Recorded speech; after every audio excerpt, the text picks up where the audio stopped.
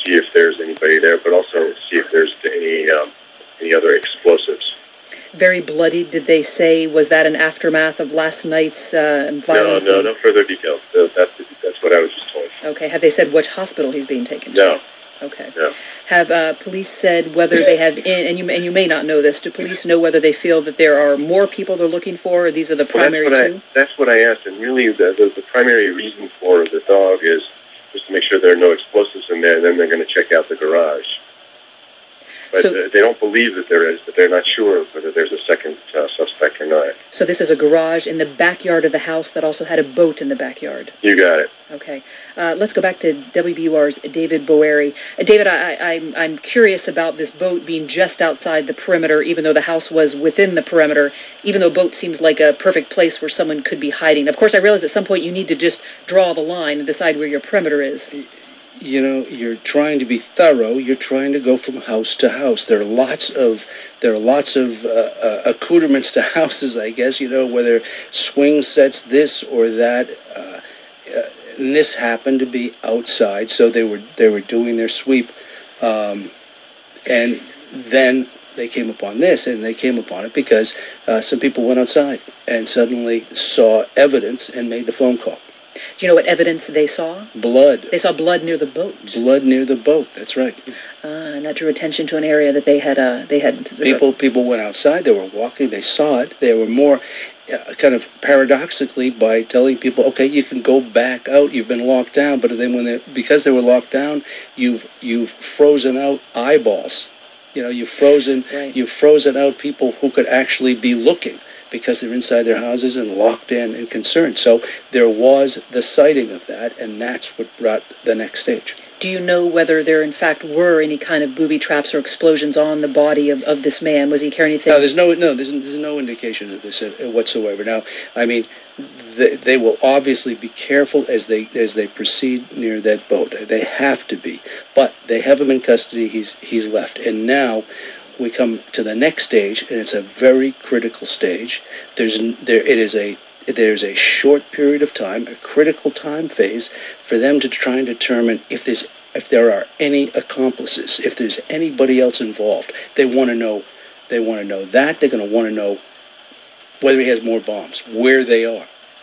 Ultimately, they're going to want to know who trained him to make the bombs, or whether he learned himself. So they need to put all of this together because they are not assured, and they cannot assure the public at this point, that this is a very tight operation that involved only two people. Have any law enforcement officials shared with you what the negotiation conversation was like that persuaded this person? They had just started initiating it. It was just in a preliminary stage, and they were actually bringing in a negotiating team.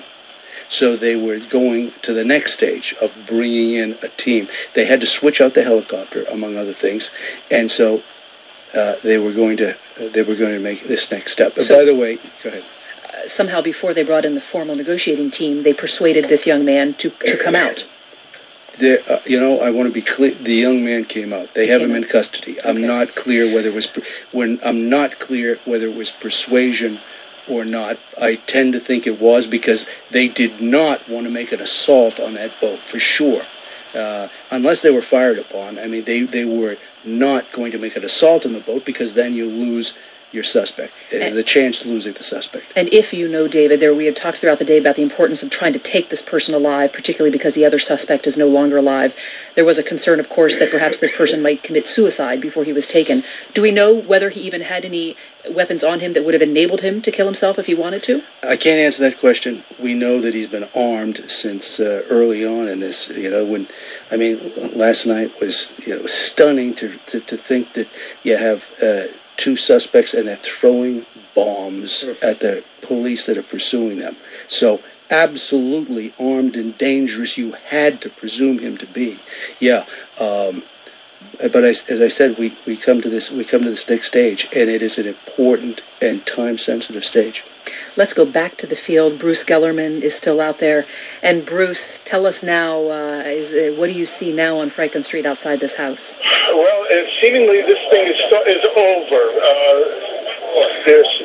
The police have started to move closer to us. They've moved in a big fire engine, but there have been a bunch of police vehicles that have moved up Franklin Street coming out. You can hear that there's a K9 mobile is just leaving now.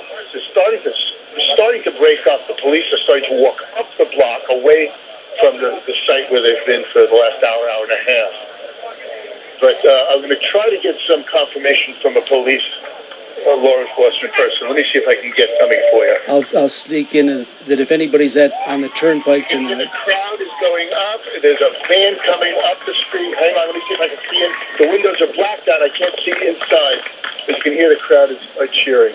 If anybody's on the turnpike tonight, they will see 50 cruisers heading west. Those are 50 successful cruisers, and there's a lot of positive spirit amongst the state police. Well, let me see if I can move up Mount Auburn. Excuse me, I'm going to speak to Steve. Do you know if they caught him? Yes, they did, sir. Can you have somebody from the sidewalk, Okay. please? Okay, so I got confirmation from state police. Policewoman that they've got him. There's now a phalanx of cars. And Bruce, I think because you're in the field, you're actually, we have confirmed that this suspect is in custody. He was apparently very bloodied, but is being taken to a hospital. We don't know yet if he's actually already in transit. Can you tell? You haven't seen. Okay, we've lost Bruce. A lot of people's cell phones are really tapped out at this point after having been on for about 24 hours. We do, however, have Fred Tice, who's also in the field. And Fred, to make sure you've heard, this suspect is in custody. Confirmation that Zahar Tsanaev is in custody. And Fred, what are you seeing out there? Right. No, yeah. I mean, I was told by the police officer, I reported that to you. Right. They had him in custody. Right. So what I saw here was, and by the way, they are taking him to Mount Auburn Hospital. What we saw here a few moments ago was large contingents of police withdrawing on this side of the neighborhood to the cheers of the residents saying thank you. I want to note Mount Auburn Hospital is significant because that is where the injured transit officer, 33-year-old Richard H. Donahoe Jr., had surgery today, and as of this afternoon was in stable but critical condition. So right now, Zahar Tsanaev is going to the same hospital where the injured transit officer from last night is being treated. The suspect is in custody. Again, a quick reset. A very, very dramatic turn of events in the past 24 hours after being told at roughly 6 p.m. that there was a fruitless day of manhunt, that no apprehension was made, that people should feel that with vigilance they can go back out into the field. Within 20 minutes there was gunfire. Suddenly a swarm of law enforcement officials at a backyard on a street in Franklin Street. About, say, less than 2 hours later, we've heard that a suspect has been taken in custody. We want to go back to Bruce Rydell, who joined us a few hours ago. Bruce spent 30 years as an officer at the CIA. He dealt with terrorism issues and is now a senior fellow at the Brookings Institution's Intelligence Project. He's with us from Washington. And Bruce, as you know, there has been an arrest. There's a suspect who's going to be taken to a hospital. What happens now in this process? Well, from the standpoint of counterterrorism, this is the best possible outcome because you can now debrief the suspect, assuming that he survives, and find out what this was all about. That's the gold mine for counterterrorism. To find out why did they do this, who, if anybody, helped them, what inspired them, where did they learn how to put together bombs. It is always the gold mine of counterterrorism to actually capture a terrorist and then be able to find out what was behind all of what has happened to the city of Boston in the last week. So congratulations to the police, to the intelligence community. Hopefully this will help bring some closure to the city and also help us understand. You're listening to special coverage from WBUR in Boston on WNYC and WNYC.org. I'm Amy Eddings. Thanks for joining us. It will continue in a moment. This is WNYC, AM, FM, and HD, New York. Adelphi University hosting an open house for grad students Wednesday, May 8th, 5:30 p.m. with Adelphi representatives presenting graduate-level programs, financial aid options,